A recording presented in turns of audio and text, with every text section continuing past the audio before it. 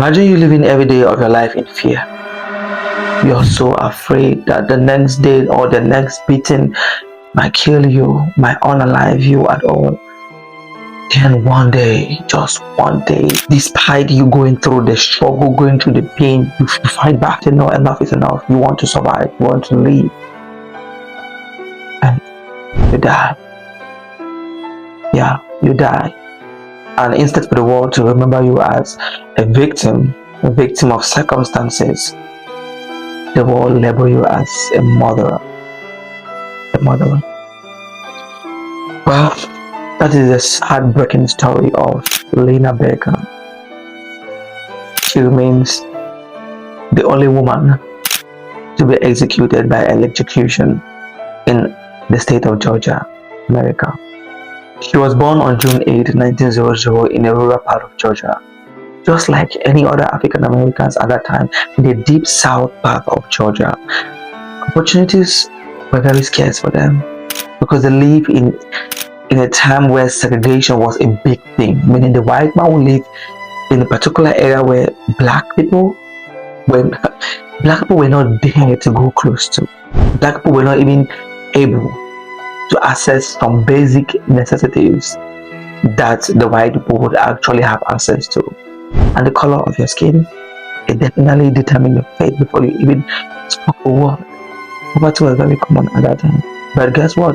She was very hardworking and determined. She never let that stop her because she looked for a job. She had something doing. She was very hardworking. But her life actually took a different turn when she came in encounter with this man called Ines Knight. You see, Ines Knight, according to historical accounts or testimonies, it has been recorded that Ines Knight has literally threatened this lady, beating her, so much violence going on. But she endured all those things. She endured the pain, she endured the suffering with the hope that one day, just one day, everything will be better. She will be fine. She will walk out of this thing. She will escape. But little did she know that now her death is the only thing that will come after. And then came April 30th, 1944. An incident broke out of Knight's grist mill. Lena said she picked up a pistol. She acted in self-defense, that this guy was about to kill her. She picked up the pistol and fired 2 shots at Knight because Ines Knight was literally about to kill her. She feared for her life. If she hadn't have done that, Ines would have killed her. That was her statement. That was what she said. She constantly maintained her statement, but the world could not believe her. I mean, black woman killed a white man. You want them to believe that story? Hell nah. No way.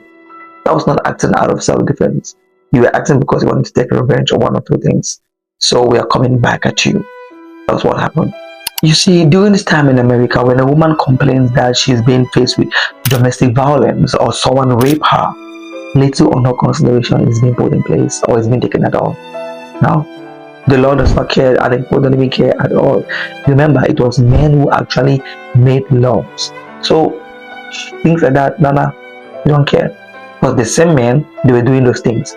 The same men that made those laws or put those laws in place, they're part of those things. Why should they go against what they like, right?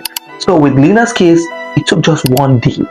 A case literally spent one day in court, and it just took just one day for an all-white jury to sit behind the decks and tell her, you know what, you're guilty. Yeah, you're so guilty. Despite the fact that she described the years of torment, the years of torture, the years of beating, of pain, of suffering, of being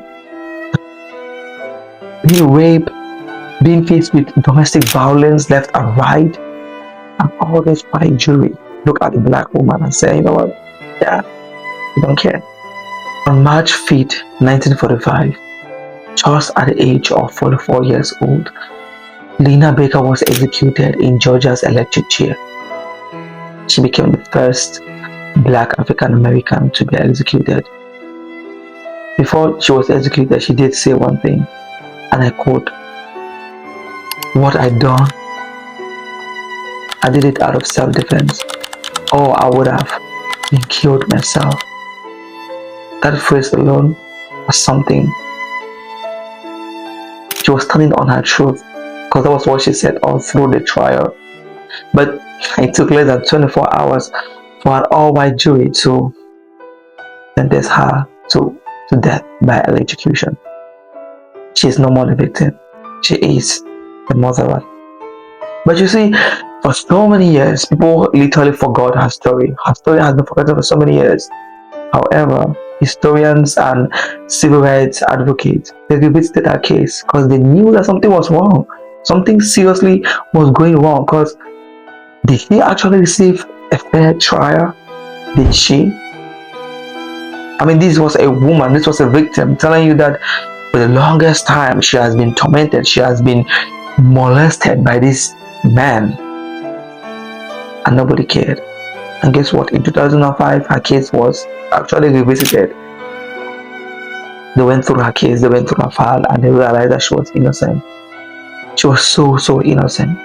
Though justice came very late, way too late for this beautiful woman. But her story teaches us one thing, that in whatever we do, we should pursue fairness, justice, equality, and equity. In whatever we do, we should do our best to pursue these things, because these are literally the foundation of life, the foundation of we living in harmony, we living together as humans in this world. I hope you've learned something today. Say her name, Lena Baker. See you in the next video.